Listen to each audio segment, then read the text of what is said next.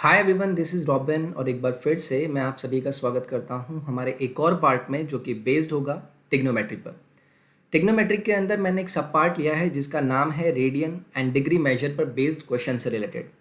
तो देखिए, ऐसे ही छोटे छोटे पार्ट, कॉन्सेप्ट और उनके सब कॉन्सेप्ट पर मैं आपको छोटे छोटे पार्ट देने की कोशिश करता हूँ जो कि आपकी कॉन्सेप्चुअल लर्निंग में बहुत ज़्यादा फ़ायदा करते हैं।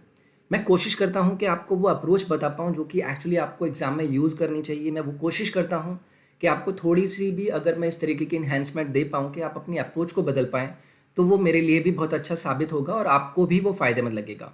ठीक है, तो स्टार्ट करेंगे हम अपने इस पार्ट को। ये कुछ मेरे बारे में जानकारी। My name is robin. Start करते हैं हम अपने पहले क्वेश्चन के साथ।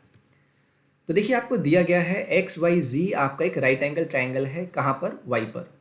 अब एक्स एंगल की वैल्यू दी गई है आपको 60 और बताना है वैल्यू ऑफ सेक जी 2/3 के साथ सम कितना देगा, 60/30। तो देखिए, आपका आंसर होने वाला है ऑप्शन नंबर 1।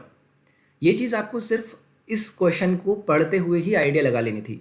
कैसे? अभी इन्होंने राइट एंगल बोला था। अगर मैं यहाँ पर आपको डायग्राम बनाने की कोशिश करूँ, इन्होंने बोला ये पॉइंट वाई है और वाई पर क्या था, ये राइट एंगल था। ऑब्वियसली वाई की वैल्यू आपको यहाँ पर क्वेश्चन पढ़ते ही पता चलनी थी कि भाई 90 दिया है।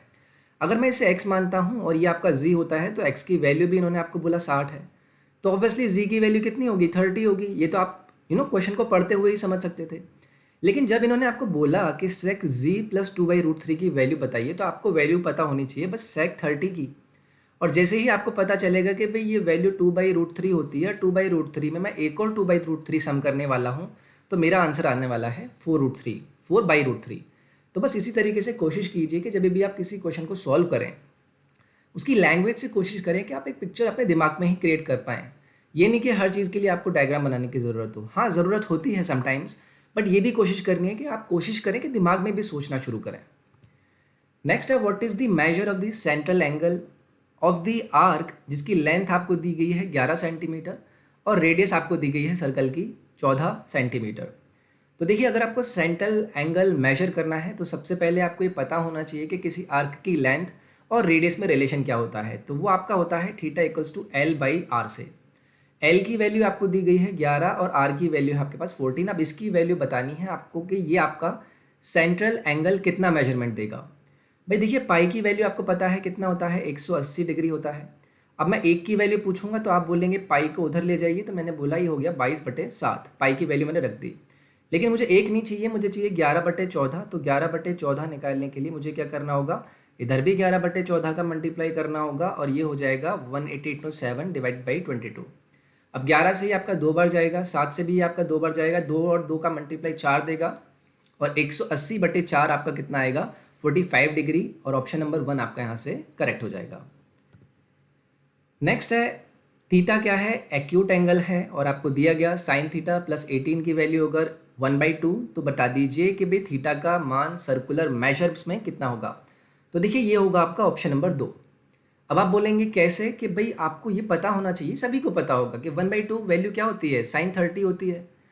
बस आपको कुछ नहीं, ये सोचना है, ये लिखना नहीं है। आपको पता है कि भाई अगर साइन 30 होती है तो इसका मतलब हो गया थीटा प्लस 18 की वैल्यू मुझे दी गई है कितनी? थीटा प्लस 18 की वैल्यू मुझे कितनी दी गई है? 30। तो थीटा मेरा 12 हो जाएगा। ये आपको दिमाग में चलना चाहिए। छोटी कैलकुलेशन, आपको सोचना है इतना। जैसे ही आपको 12 दिखा तो ऑब्वियसली अब 12 को कैलकुलेट करने में अगर आपको ये लिखना पड़ेगा कि भाई 180 divided by pi by 180 into आपका 12, 12 से कितने बार कटेगा? ये 15 बार। तो पाई बाई 15 आपका आंसर हो जाएगा और यही आपको करेक्ट ऑप्शन देगा, ऑप्शन नंबर 2। नेक्स्ट है, which of the following relations is correct for theta अगर लाई करता है 0-90 के बीच में।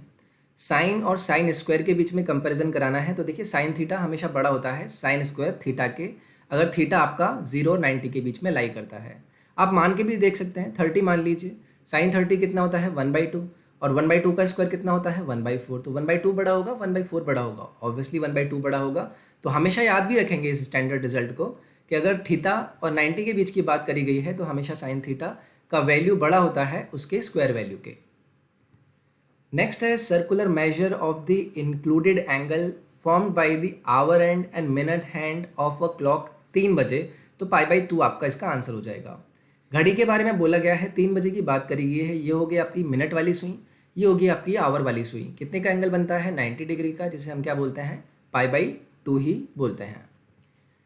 नेक्स्ट हो गया एक्स वाई जी, क्या है आपका एक राइट एंगल ट्राइंगल है वाई पर। अगर कॉस एक्स की वैल्यू दी गई है आपको 3/5, तो कॉसेक जी की वैल्यू बता दीजिए। तो देखिए फटाफट से मैं यहाँ से ट्राइंगल बनाऊंगा। राइट एंगल है किस पे, वाई पे। एक्स की वैल्यू दी गई है, मैं इसे एक्स मान लेता हूँ, ये हो गया मेरा जी। तो अगर मैं इसको मानता हूँ कोसेक एक्स, तो कोसेक एक्स की वैल्यू क्या होती है आपकी बेस 3, और ये आपका क्या हो गया 5, ये आपका कितना हो गया 4। पूछा क्या है कोसेक जी। अब ऑब्वियसली कोसेक जी आपका क्या हो जाएगा, कोसेक जी आपका होता है, अगर मैं साइन का ऑब्वियसली मतलब कुछ भी अगर आप किसी भी तरीके से भी जान सकते हैं, ठीक है। अगर आपको साइन की वैल्यू पता है तो, अगर आपको ऐसे रिलेशन पता है तो, हर तरीके से आप पता कर सकते हैं, ठीक है। तो यहाँ से आपका आंसर क्या हो जाएगा, अगर मैं बात करूँ कोसेक जी का 5/3, ठीक है। ठीक है, ये क्लियर हो गया ना। अगर ये चीज़ आपको क्लियर है तो आपको सारी ये चीज़ें धीरे धीरे करके आइडिया दे देती हैं कि आपकी वैल्यू क्या होंगी, ठीक है। नेक्स्ट है आपका, if you V W measure करता है एंगल वी को, अगर वो 90 डिग्री दिया गया है, टेन यू की वैल्यू है 12/5, यू वी की वैल्यू है 10, तो length of side V W की बता दीजिए। तो ये हो गया आपके पास ट्राइंगल, और ये आपका राइट एंगल बोला है किस पे, वी पे। तो ये हो गया आपका वी, ये हो गया आपका यू, और ये हो गया आपका डब्ल्यू।